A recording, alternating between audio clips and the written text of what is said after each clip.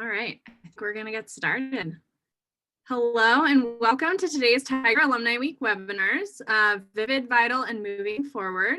I'm Andrea Carpenter, a 2017 graduate and from the Graphic Design program, member of the Alumni Association Board of Directors, and your moderator this evening. Before I introduce our speaker, there are a few housekeeping points that I want to go over. All of our attendees have joined in mute mode. However, your questions can be entered in the chat box at any time throughout the discussion. We will make every effort to address all of your comments and questions throughout the webinar. And sorry, I think that's the Q&A box that you have access to. This webinar will be recorded and made available in the upcoming weeks. A communication with how to access the recordings will be sent out and also posted on our website. If you have any technical questions, please feel free to type those into the Q&A box as well, and we will do our best to get you the appropriate answers. We would like to thank our premier sponsor, Sharp Notions, as well as our Tiger sponsor, Rochester Regional Health, for helping make this week's programming possible. We would also like to thank Access Services teams for helping make this webinar accessible for all of our alumni. Real-time captioning is available within the webinar, and our interpreters will be spotlighted throughout the presentation. I wanted to let you know how grateful we are to all of the members of the RIT family who made a gift yesterday on Roar Day. These gifts have a direct and immediate impact on our students. If you haven't made your gift yet, there's still time. By visiting rit.edu/roar, your gift will be counted towards the Roar Day total. Now, onto our session. We are pleased to welcome David Harry Stewart, who will present Vivid, Vital, and Moving Forward. David is the founder and face of Ageist.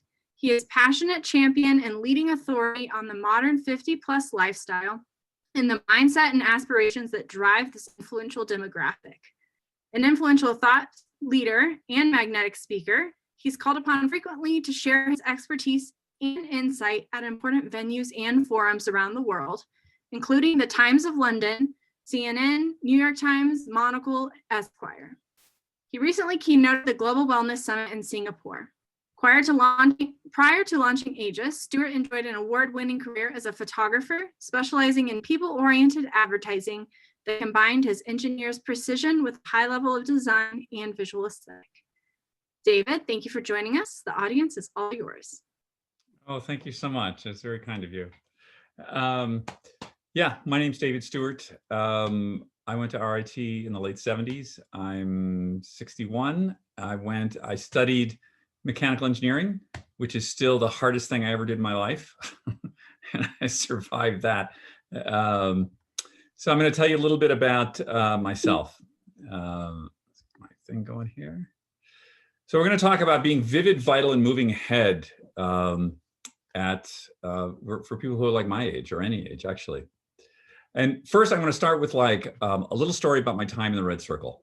So this was when I did my first TEDx talk, and there were 4,500 people in the audience. There were half a dozen television cameras floating around me. And what happens is in the wings, you get this like tap, and it's go time. And you got to go out there and you got to do your thing. And it's absolutely terrifying because I've done a lot of speaking, but TED is harder because it's much more of it's a performance. So why was I able to do that? How did I go from being this sort of shy behind the scenes photographer, because I had a big career as a photographer, to doing something like this? Well, what I did was, and you'll see that I run Ageist. One of the threads that goes through all of the people we speak to is curiosity. And what curiosity does is, as you follow curiosity, you're able to expand your imagination of what is possible. And as you do this, you're able to overcome these self-delusions that we all have with us that say, I cannot go there, I cannot do this thing, I will fail, I will be shamed. Those are voices that we can dim down. We're very naturally hesitant to step out of our comfort zone. Why?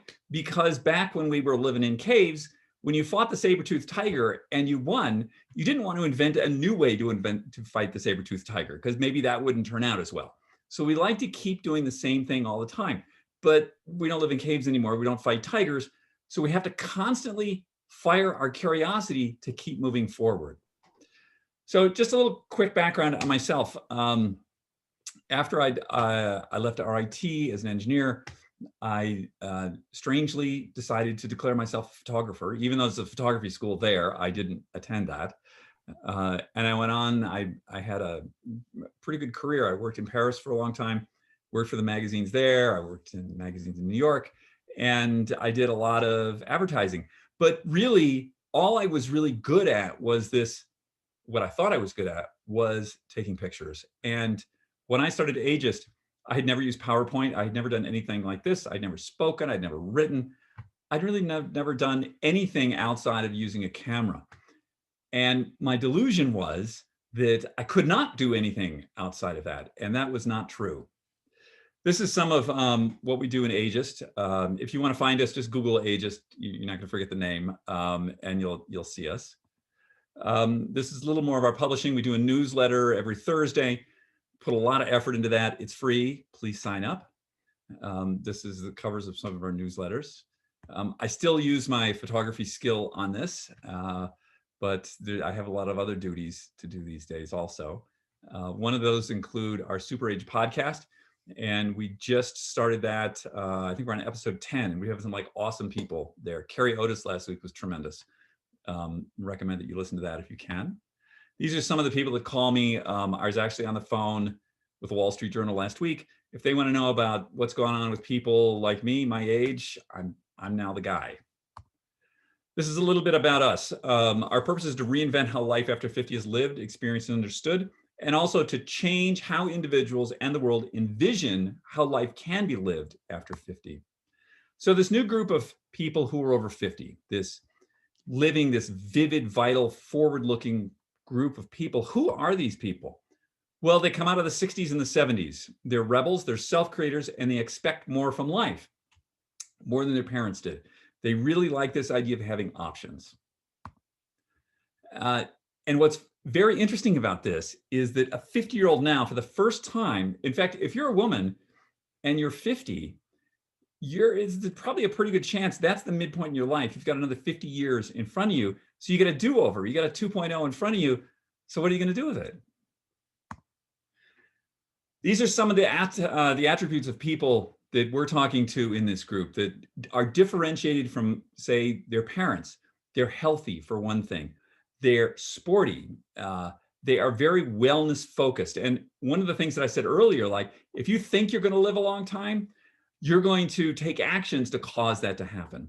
They're also culturally engaged. They know what's going on out in the world in the way that the cultural divide that separated me and my mom when I was younger doesn't separate people between their kids now. There's much more commonality there.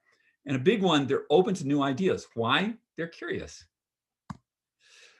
One of the other things about this group, guys, I'm not disparaging you, but I'm just saying the women are leading everything. We publish gender neutral. Women are probably 60% of our audience on our website and 90% in some of our social channels. They're leading all the new organizations, the businesses, pretty much everything. So if I ask you, how old do you feel? Well, the average delta there in the research that we do, and we do a lot of quantitative and qualitative research with Aegis, we do a lot of brand work and they ask us to do these things. The average delta is 20 years. So what that means is I may be 61, but in my head, I think I'm 41. Now that's only on a good day though. So if I had a hard workout, yeah, maybe I feel more like 55. So that becomes really interesting. It's a dynamic sense of self. And it's different than all the other sort of qualities that one can have because it moves incrementally day by day. And so it's a little hard to get a sense of where we're at. There's a certain sort of dislocation, similar, it's a disorientation. It's similar to how a teenager feels. Like, I never imagined that I was going to be 61 and be like as healthy and vital as this because I didn't have any examples in front of me when I was, in my 20s or 30s. Which leads me to this idea of cultural dysmorphia. Now, dysmorphia is a word that is often applied to people who have body image problems. So say you weigh 150 pounds, you look in a mirror, you think you weigh 100 pounds, or you think you weigh 300 pounds. But there's a cultural dysmorphia because the way I feel about myself and the people that I speak to feel about themselves and the way they see themselves out in the world reflected back is really quite different. That there's a lot of ads that we're all familiar with on the television about essentially they want to medicalize us. And I don't really feel like I need medicalization right now. So we're influenced by what we see. And if we change the story, we change our idea of what is possible. And this is one of the things that we really key on with Aegis. If we want to help people to become more vivid and vital, we need to expand their imagination of what's possible. And the best way to do that is to just show stories. And the best way to show a story is, of course, a picture. What does it really look like? Mary here's 68. So why don't we show more pictures of people like Mary, right? Like that's totally possible. I actually trained with Mary on a Zoom class. It was about a month ago. And Mary, I'm in pretty good shape. Mary like killed me. She's awesome. So let's look at a little more about who these people are. They have options. They're not settling for things. They wait until they get what they want. And one of the things to remember here is not all people age the same. So Christy here likes to swim. She likes to swim things like the English Channel. And I believe she's like 64 now. Now, I can't swim the English Channel. I couldn't do anything close to that. But the thing that I want to key on here is that as we get older, the demographic, we all change, right? And it depends on our income, our education, our geography, and more than anything else, how do we see ourselves in the future? Because how we see ourselves in the future is how we will behave to cause that to happen. This is from some of our data studies that we do. 94% of the people out there that we talk to that are in our gang, they're really interested in the world. They're highly curious. This is Monica. I met Monica in the elevator of my building about 3 years ago. Monica was dressed head to toe in red leather with a red motorcycle helmet on with a visor. And she looked like something from another planet. I was like, who are you? And she was like, oh, I'm getting ready to go ride. She has a Ducati and she has to go race her Ducati around the mountains. 63 years old. This is something else that's really big with our people that's come up recently, this idea of sustainable practices, because if you think you're going to live longer, right, and you have that sense of vitality about you, you want to be living you want to take care of the planet more, right? Our people feel really self-empowered, which leads them to be confident in new ideas. And if you're confident in new ideas, you're able to take in more information. You're naturally more curious. So many of our people say they're not done yet. They're explorers of what is possible. This is Rona Chong, who we spoke to a couple of months ago. She's in Hong Kong. She invented a machine that's essentially a circular economy. You feed fabric into it, used fabric, so clothes that would normally go to the dump. You put them in there, and it recycles them into usable yarns to be woven into sweaters. It uses no water and is not sustained by the government. And in a city of Hong Kong, the most expensive city in the world, this is a profitable enterprise. She didn't have to do that. She just was like, let's see what we can contribute here. So again, the common thread, curiosity. So that's what fires everything. If you add curiosity plus some energy and a sense of purpose, you can get a lot of stuff done. But what's the counterpoint to that? It's fear, right? So if we're scared, meaning we don't feel self-empowered, we don't feel controlled, we tend to close down and our curiosity limits. We say like, oh, don't bring that new information in. Let me just deal with what's in front of me right now. So COVID has changed things rather dramatically for everyone. And, for some people, it's been a very difficult time. And, there's a lot of stress on them and maybe they're not on their best behavior. And so I counsel people like, if you're on the highway and somebody's laying on the horn behind you, maybe just have a little empathy for them, because who knows what they're struggling with right now. They might have a relative in a COVID ward. They might have just lost their job. There's a lot of external really threats to humanity now that people are dealing with. But on the other hand, we also see people become better versions of themselves. We hear these stories of people who, in isolation just decided, well, they're going to stop smoking. They've had enough of that. Or like people's fitness level, you would think would decline, but it's actually gone way up. Curiosity leads to an expansion of imagination. We can only do what we can imagine doing. So if humans could not imagine going to the moon, we never would have built a rocket and gone to the moon. That just wouldn't have been on the menu. This guy, he had a long time career as a Nat Geo photographer, photographing animals, and he realized that that really wasn't moving the needle. So he imagined a website called Mammals, where people could interact with each other and interact with other species on the site. And if you're curious, you're going to have a better health outcomes, you're going to have less stress, and you're going to be happier. If you're incurious, well, that's tough. You're going to have a rough time of it out there, because curious people are more resilient people. They're looking for other solutions out there. And, this is a little bit about, people want to know all the time, like, what do I do?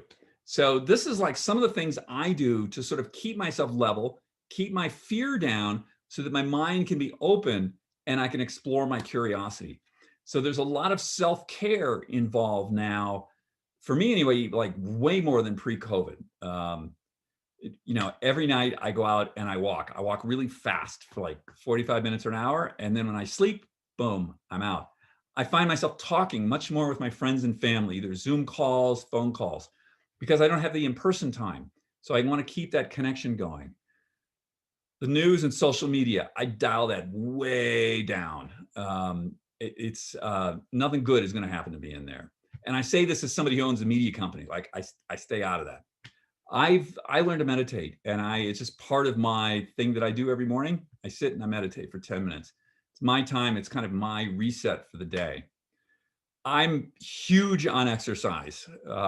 If I can't exercise for 2 or 3 days, my wife will say, "Are you okay? I think you need to exercise. You seem a little tense." One of the best ways to keep all this moving and get out of ourselves is to help others. So to fire that curiosity and keep your energy going, so we don't obsess about ourselves. It can be really simple. It's just as easy as it's like, "Hey, Bob, nice shoes." You just engage with Bob. You help Bob. Bob feels better about his shoes.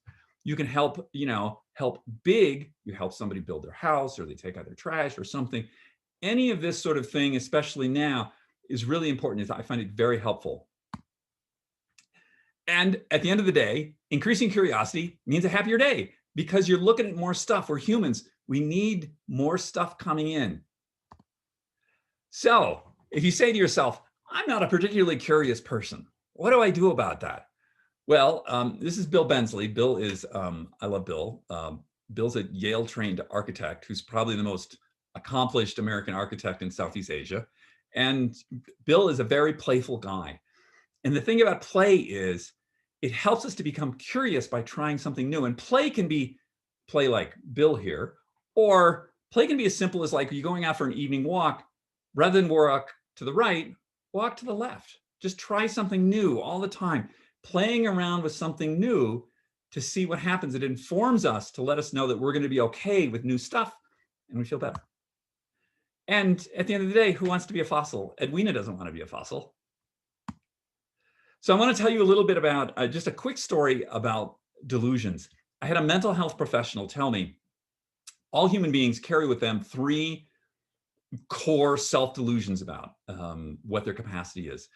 And some of them are, we can't do something. And then there are other people who have delusions that think they're really good at something and they're not. That's rare, but it's out there.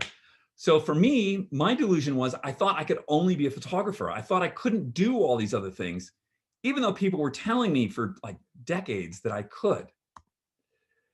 Because, for most people, we can do so much more than we believe possible. This is Edwin Kay.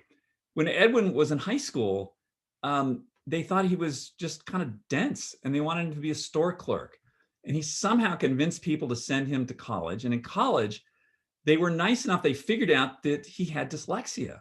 And now Edwin went on to run the entire the global supply chain for Walmart. What that means is Edwin's job was he had to spend $1 billion a day to keep Walmart functioning. High capacity human being. So I want to tell you, this is me out here in my first TEDx thing, terrified out of my mind. And you can see my left hand's out there, and the right hand, I have a clicker, right? And I'm clicking through these pictures, but it didn't really go as planned. So about 4 minutes into my talk, the clicker stops working. And I don't quite know what to do. So I'm kind of going through my talk and I'm clicking, it's not going. And I'm sort of looking at the tech guy like, this isn't working, what do I do? And they scurried around and they fixed it. And you'll see in the video, they've edited that part out. It was terrifying, absolutely terrifying. But I got off the stage and it worked fine. Like nobody noticed, it was fine. We got off the stage. And what I realized was that I did it. Like all of my fears did not cause me, I did not die. I was not terribly shamed. Everything was okay. And I learned from that. And then I could go on to do bigger things. And now, like I do this sort of thing all the time. And it's really fun for me. But 4 years ago, this would have been impossible. So if you want to email me, you can hit me up directly, just david@weareageist.com. That's my direct email. This is my site. And there's the Super Age podcast. I think we got a few minutes left for questions. I hope that was okay.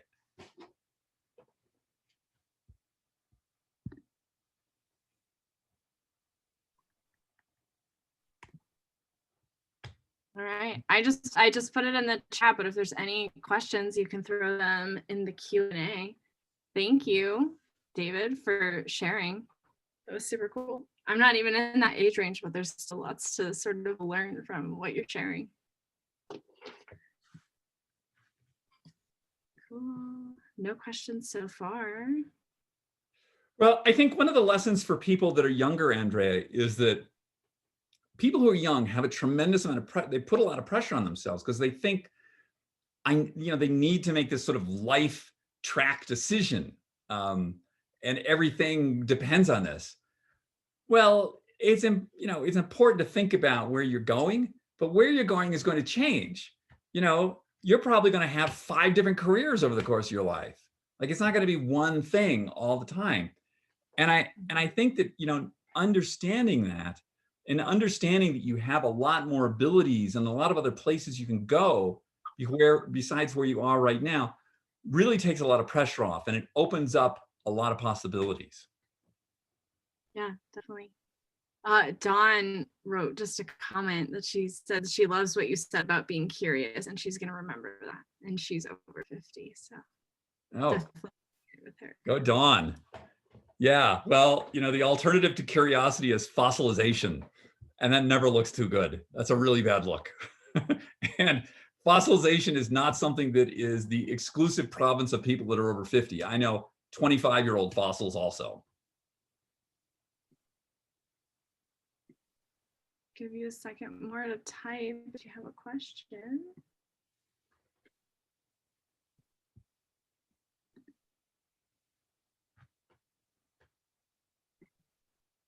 So David, you're probably talking to a lot of different people now in sort of your new role or in your past careers. Who's the most interesting or inspiring person that you've ever met?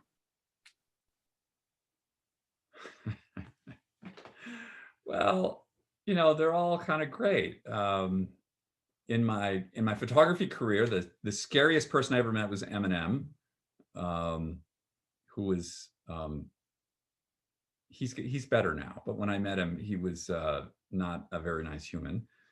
Mike Tyson was probably the most fascinating person I've ever met. But now, we talk to people. Those are people that are taking pictures of. Now I interview people. So, last week on Super Age, we had Carrie Otis, was the wife of Mickey Rourke, and was on the cover of all the tabloids for many years, and terrible marriage. She got shot and heroin addiction, and now she's a mom with 2 kids and a very serious Buddhist meditation practice. Super cool. So, now I'm in a position where I'm talking to pretty interesting people like every day, people at the forefront of longevity science, of culture, people who have some, I try to bring in people to our community who have something interesting to share, who can bring things to other people. Cool. Well, it doesn't look like there were any other questions, so I guess I will close us out. So thank you, David, for sharing your expertise with our alumni and friends today. And thanks to everyone at home for joining us. As I mentioned earlier, we're going to send out information on how to access this recording in the near future. Lastly, if you're not already connected to the RIT Alumni Association's social media channels, we encourage you to do so. Ron is going to put those in the chat box. Thank you again for joining us, and enjoy the rest of Tiger Alumni Week. Thanks for having me.